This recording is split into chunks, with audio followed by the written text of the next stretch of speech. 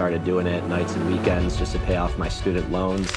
Ended up, buying a duplex and living for free. I just kind of was at a crossroads where I couldn't work anymore. You got to figure out what you want. Because a lot of people think that there are secrets to real estate investing. There are no secrets to real estate investing. Before it was like, we need deals and money. And then it was like, we just need deals. And then I think it's forever, we just need deals.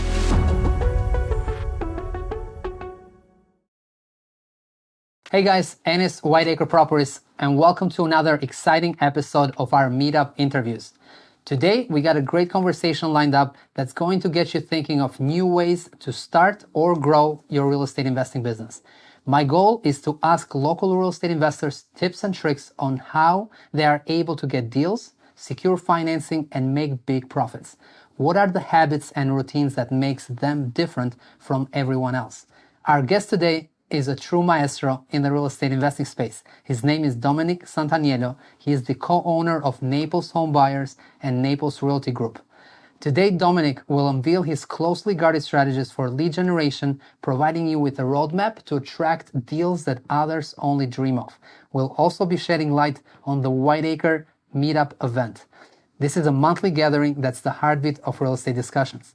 Imagine rubbing shoulders with a seasoned investor, soaking in wisdom from guest speakers, and connecting with like-minded individuals. It's an amazing real estate community, and you are invited. So buckle up, because by the end of this episode, you'll be armed with the insights, strategies, and inspiration you need to take your real estate investing game to the next level. Without further ado, let's dive into this conversation with the one and only Dominic Santaniello. Dom, welcome to Whiteacre offices. It's been a while. I've been looking forward to this. So thank you for joining and welcome. Thank you so much for having me. Long time coming here. Yeah. For people that don't know who you are you? What do you do in real estate investing? And let's talk about your story a little bit. Totally. So I actually used to be in the corporate world as an engineer. So I was a gas pipeline engineer working for Kinder Morgan, great company, and got a real estate license. Started doing it nights and weekends just to pay off my student loans. Ended up, buying a duplex and living for free, and just meeting some people in the area that were really doing it, and just immediately caught the bug. So, long story short is COVID hit, met my business partner, Luke. We decided I was going to quit my job and we were going to start Naples, which at the time was Naples Home Buyers, focused on fix and flip, buying some rental properties using the BRRRR method. At that time, I'd hit my 3 years eligible to get the broker's license, so we decided we'd cross-brand with that.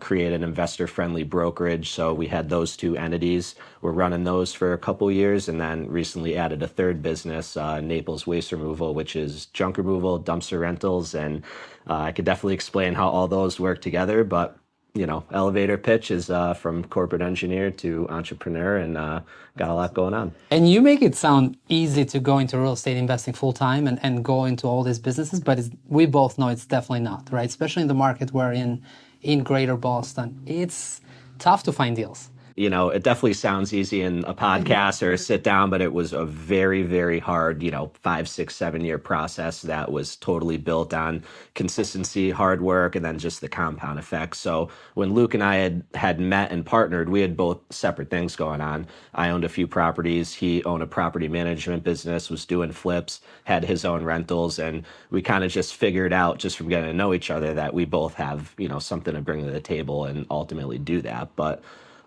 really what it was is working full time, having a second job, like living below your means. And then the real thing that disturbed me, which literally brought us to this point, was learning how to find deals.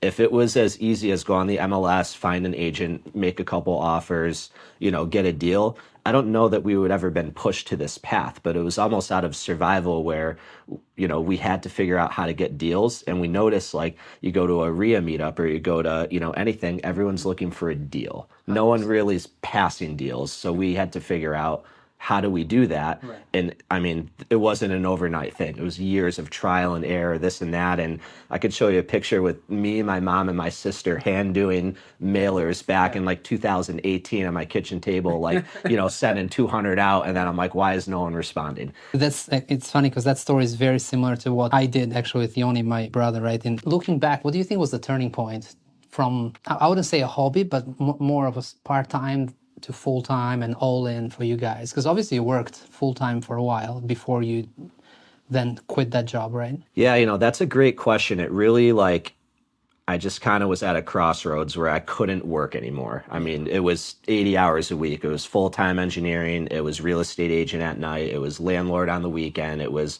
project manager with a flip, during the day. And then really I found myself overwhelmed and really needed to make a decision. And it was kind of really one of those things that never seemed possible, and then it was just like, got our duplex. My fiance, now wife at the time, was very supportive. She was willing to live there and, kind of work together with me on that end. And we just hunkered down there, ended up getting another property. We did a couple flips, couple burrs, and then, we hit like 10 units. And I'm like, all right, now like the cash flow from this is like enough for me to survive. And then just kind of decided to go all in when COVID hit. And for us, we kind of saw an opportunity where everyone saw, maybe the opposite, where COVID hit, everyone's pulling their budgets back. They're nervous. The world is going to end. And something in our guts were like, this is the time to just absolutely jump in the deep end, double down on marketing and, make a name for ourselves when everyone was saying, the opposite. So that I would say That's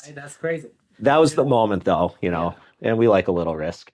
How can we find out a good partner? Like, how can we find out if this is going to work out? We could have a whole session on that. It's really is, it's a second marriage, and I would say, to just quickly answer it, like, I know what I'm really good at, and I know, what I struggled with. And not saying me and Luke are polar opposites, but we kind of brought different backgrounds. So like, to tell you the exact thing, it was like me and him, first, you have to both be really hard workers and on the same page and want the same thing. That's baseline, And then the second thing, when I decided to partner, because I have always been type A, I don't want to say control freak, but like very type A engineer in the box, like, that sort of thing. So I was kind of like always the back office guy, the systems, compliance, workflows, pro formas, like banking relationships, good salesman. But like, I was just, I had 7 years of, work in a Fortune 100 company, getting really good at those skills, which now are relevant, at the time, not that relevant. Mm-hmm. Luke was a high producing real estate agent, entrepreneur, like different path than me. I was,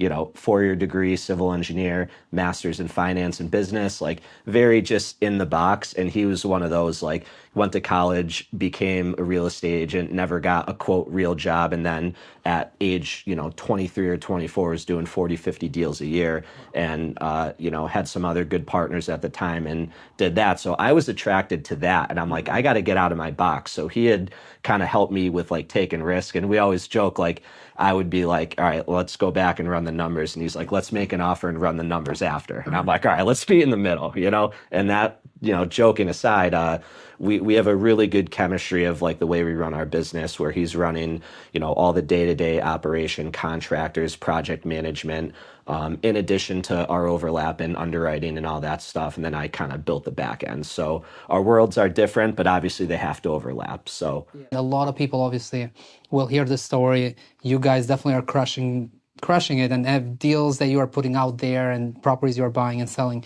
But it all starts with that off-market lead gen machine, right? So let's talk about that a little bit. Later tonight for the presentation, it kind of like fell on my lap. I was thinking what to talk about when I came out here. And you can go on YouTube and someone's going to map it out. Brett Daniels going to map it out. I mean, there's a ton of free good resources, but really at the end of the day, there's like, what is there? Like, you got direct mail, you have cold calling, you have SEO, you have Facebook and social, TV, radio, and I'm not looking at a list, but I think I hit a lot of them. So, all those things, like, everyone has a different thing that really works for them. Like, some people swear by TV or radio or this or that.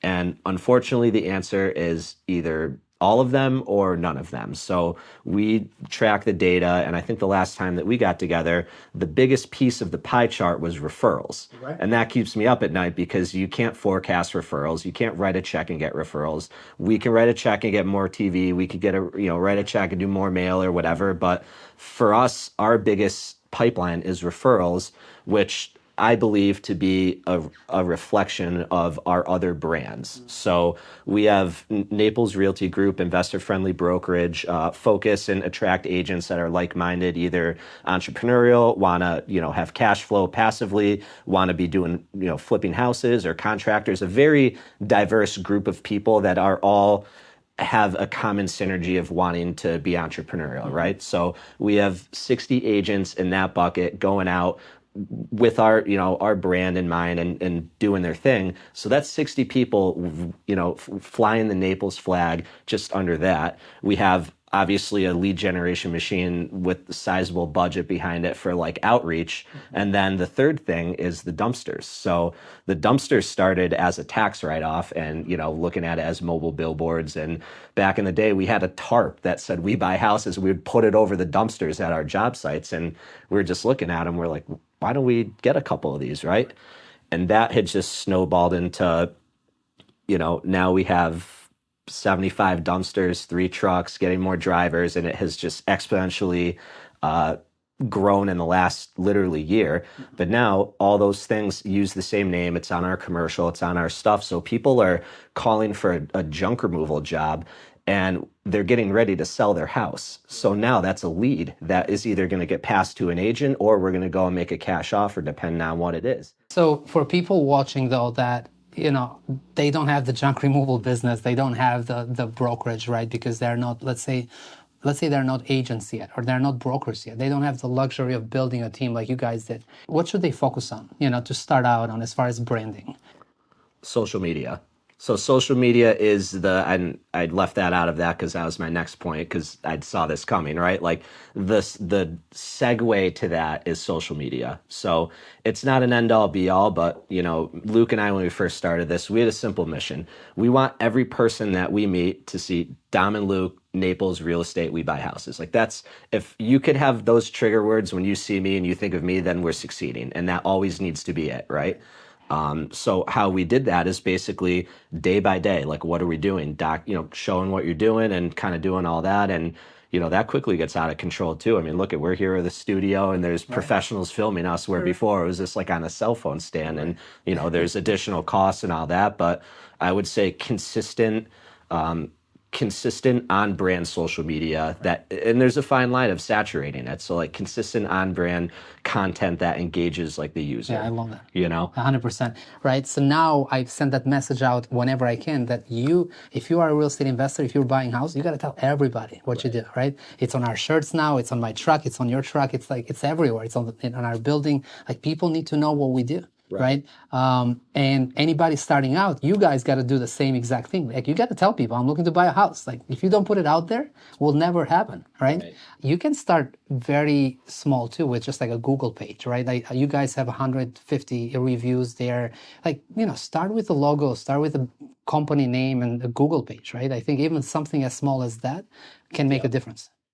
And that's a great point too, because like part of what I used to struggle with and, now getting into things like this and wanting to give back was like, you could listen to Grant Cardone. He's like, you got to buy a 40 unit building, have to, and it's like, I'm just trying to buy something, and like all these things. And I would say the least talked about thing is the grueling consistency day by day of, if you really like, you got to figure out what you want, right? Like, do you want to be a broker? Do you want to be a flipper? Do you want to be a landlord? Do you want to be probably not a trash guy, right? So like for us, like we were hyper focused on the home buying business itself. And what that started with a website, like write a check and make a good website because that is your first impression. I don't care if you do one mailer or you're getting one ad. If they're not coming and they're not blown away by the professionalism and legitimate, thing that they see, you already lost. So I would say like the building blocks are like, come with your name. They come with your logo. Do you look legitimate? Is this a business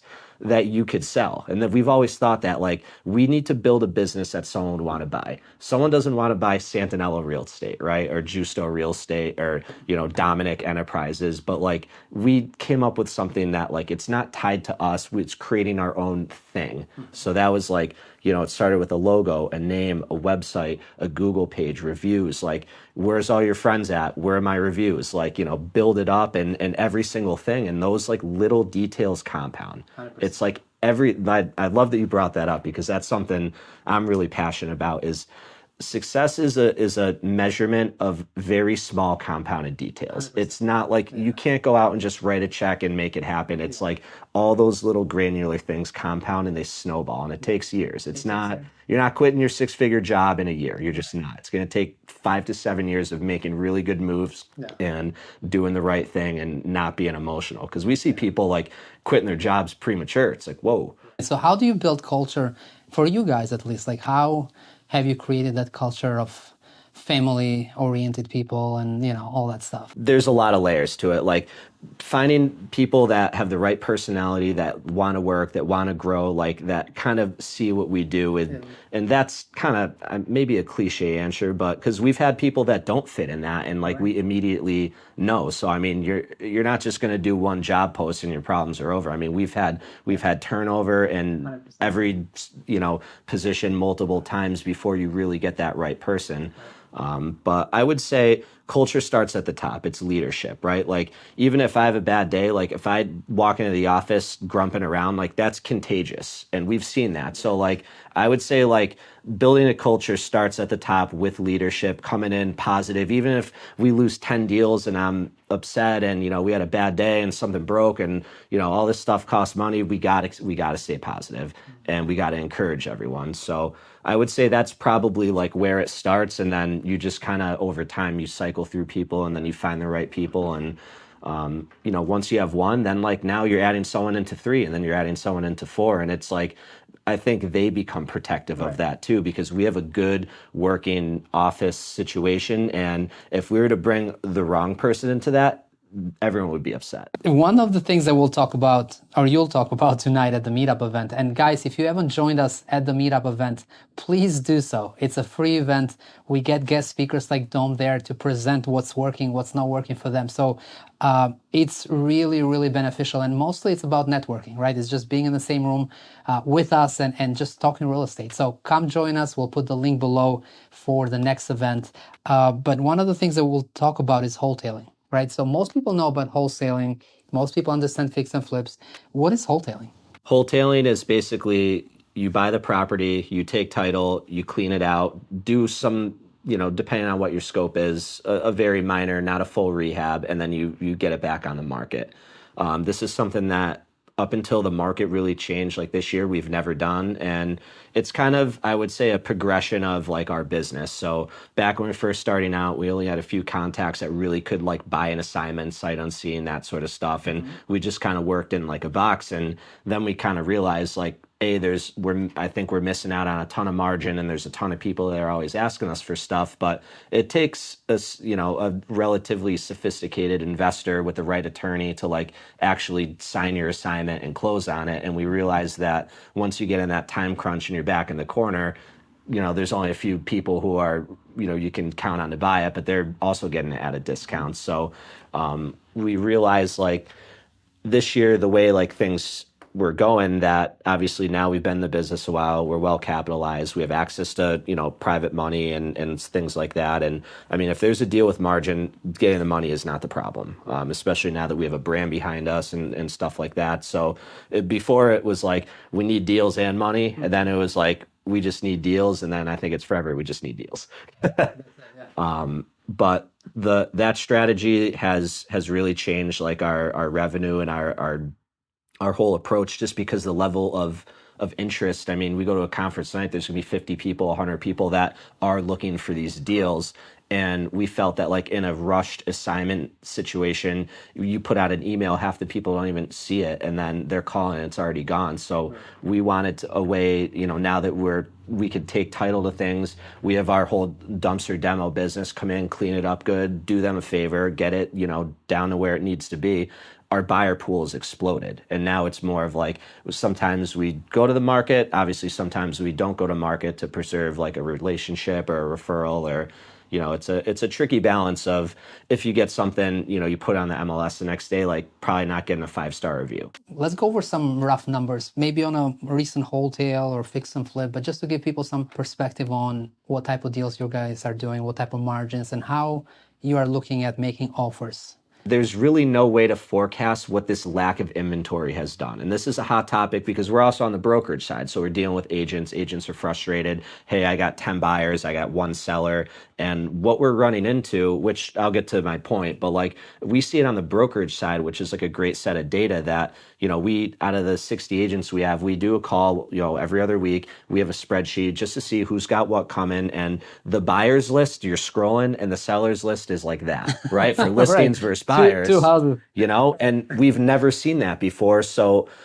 it's like, anything that I even want to tell you just went out the window this year. Like we've seen spreads like we've never seen, and then we've seen them in the other way sometimes. But really the biggest driver for that is there's no inventory. People will buy, but they don't want to sell and give up their rate. So now like we have a million clients that are like they're a buy sell, but they're not selling because as of today, rates are 7.25 on a 30-year fixed. Right. So I would say in our market, the median sale price is about 300,000 for like just medium sale price on the MLS. So a lot of the stuff that we're doing, we're buying in the high 100s to like mid 200s, and then normal reno is 50 to 100 grand, and then we kind of chase like a 30 to 40K profit, like to be conservative. And like I said, we've been doing pretty well, but last year average flip was like 33 grand for profit in our market, but that was back when you're buying stuff in the low 100s and then you're getting the mid 200s and everything shifted up. So now it takes more capital to do the same deals, like almost double to do that. But really our market, the average, if we're taking like a loan or something like that, it would be in the 200 to 300K range. And then, the more we're taking out, we would be looking for more. If we want to give everyone watching a data point as far as cost per deal, obviously it varies. It all depends, right? Between obviously the cheapest is referrals, but when you look at direct mail, SEO, radio, whatever your guys are doing, what's the average cost per deal nowadays? Without looking at something like we're breaking it down cost per deal per channel, but I think like the more important thing like would be the number. Right. And I would say that like based on last year and this year, it's like 10 to 13 grand per deal. Okay. I would say comfortably. And that number only goes up, right, unfortunately. Right. When we first started, it was like 3 to 5, and then it's so saturated. And 100%. And I appreciate you saying that. Most people will tell you guys that, sure, you send 200. Yeah, they're lying, right? You send 200 letters out, you'll get a deal. Guys, $10,000 to $13,000, right, to get one deal in Massachusetts. And here's how the market has changed, because that cost per deal, if you throw that out mail, I'm not guaranteeing you a deal. If you run that in TV, I'm not guaranteeing you a deal. That's globally. So take every single channel that you have and multiply that by 13K, and the dollar costs it for the year. That's what it really takes. It's a scary number. Let's leave everybody with a final thought or advice. But I ask this question to everybody that joins me here. What's that one advice you'd give people starting out? Or it might apply to people in the business, right, that want to grow. But what's that one thing that maybe it made a big impact for you or a big difference that you think they should implement? Honestly, it's not a sexy answer, but I think you have to be unbelievably relentless. And it really is the answer. Like, it's a hard business. It beats you up. There's a ton of competitors. It gets harder every day, and really have to be every single day on a mission to build your brand, build your business, build something for your employees and your family. And every day you need to think about how to move that ball forward. So, it's not like wake up at 5 a.m. and do something or stay. It's not that. It's like you really got to be obsessed. And I always say like that's the one thing like about the partnership and whatever. Luke and I, my partner, we are obsessed. And I don't know if it's healthy, but like we're at a point where like we're just all in, obsessed, and like everything we do and think about is always about moving that ball forward, getting more brand awareness, and helping more people. Is really, you gotta want that, because if you think, or if you get into the business and you just want to make $1 million flipping houses, that's not how you do it. Thanks, man. This was great. I appreciate it. Awesome. Thank you so much. Yeah, thanks for everything.